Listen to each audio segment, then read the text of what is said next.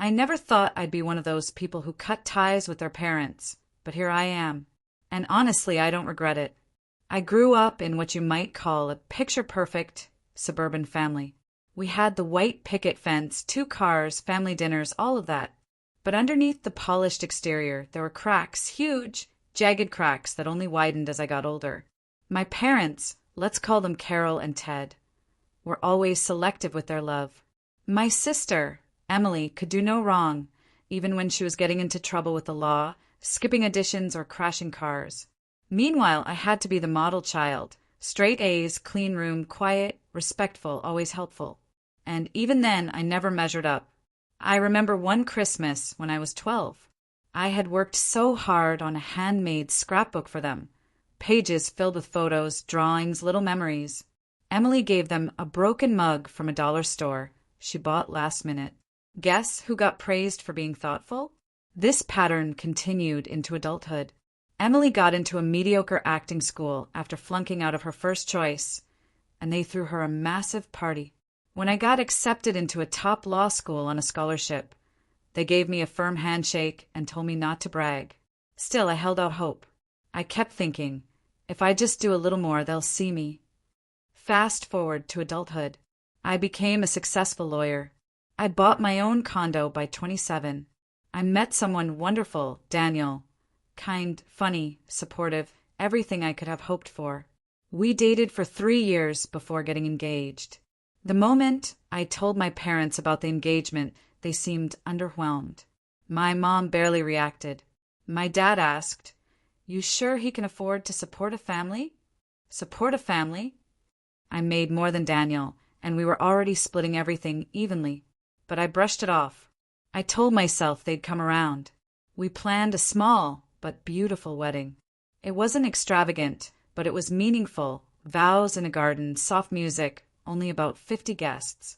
I sent my parents the invite 6 months in advance. I called them monthly to keep them in the loop. I even offered to pay for their flights and hotel, since they lived 2 states away. Each time they were non-committal. We'll see, that's a long way, or we'll try. Still, I remained hopeful. Then the day came. I stood there in my suit, boutonniere in place, scanning the crowd. No Carol, no Ted. At first, I thought maybe there was a delay. Maybe their flight was late. Maybe they were parking. Maybe. But they never came. They didn't even call. I spent the entire reception putting on a brave face, smiling for photos, laughing at toasts, trying not to look like the son who had just been abandoned by his parents on one of the biggest days of his life. It wasn't until 2 days later that I got a text from my mom. Hope the wedding went well. We decided last minute to see Emily's play. The tickets were too good to pass up. A play. They skipped my wedding for Emily's play. I couldn't believe it. I called them immediately, trying to hold myself together. I wasn't angry yet, I was hurt. I just wanted to know why. When they answered, they were laughing. I could hear applause in the background. "Oh, don't be so dramatic," my dad chuckled. "It's not like it was a royal wedding." "Yeah," my mom added. "We figured you'd be too busy to notice." Too busy to notice. I hung up. I sat there, staring at my phone, shaking with hurt. Not even anger yet, just devastation. Daniel was amazing through it all. He held me, listened, told me that my worth wasn't determined by people who failed to see it. And slowly, over the next few months, I started letting go. I stopped calling them. I stopped sending updates. No more Christmas cards. No more happy birthday texts. Silence. They didn't even seem to notice. At least, not at first. About 2 years later, Daniel and I adopted our first child, Lily. Becoming a dad changed everything. I had this tiny human who looked at me like I was the whole universe. And I vowed never to make her feel the way my parents made me feel. She'd grow up knowing she was loved, valued, seen. We didn't tell my parents about the adoption. 3 months later, I got a voicemail from my mom. She'd heard from a mutual family friend that I'd become a father. Her voice was strained, like she was trying to pretend she wasn't upset. "Call me back when you get this," she said.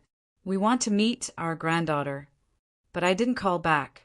Things really hit the fan last year. Emily got into serious legal trouble. Fraud charges related to her acting career. My parents were overwhelmed trying to handle it. That's when the calls started. First from my mom, then my dad, then my aunt. Can you come help for a while? Just a few weeks. You're the responsible one. I didn't respond. Finally, I got a message from my mom that pushed me over the edge. She said, I know you're still upset about the wedding, but family forgives and now we need you. So I called her. She picked up immediately. I knew you'd come around, she said. I didn't respond right away. Then I asked, remember when I asked why you missed my wedding and you laughed at me? Silence.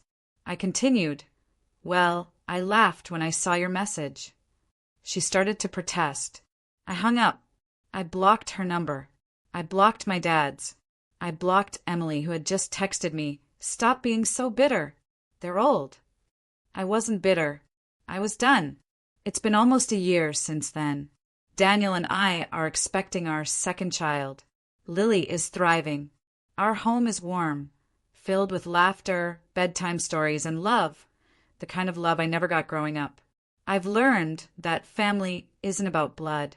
It's about who shows up, who loves you unconditionally, who makes you feel like you matter. And when people show you over and over that they don't care, believe them. Cutting off my parents was hard, but it was also freeing.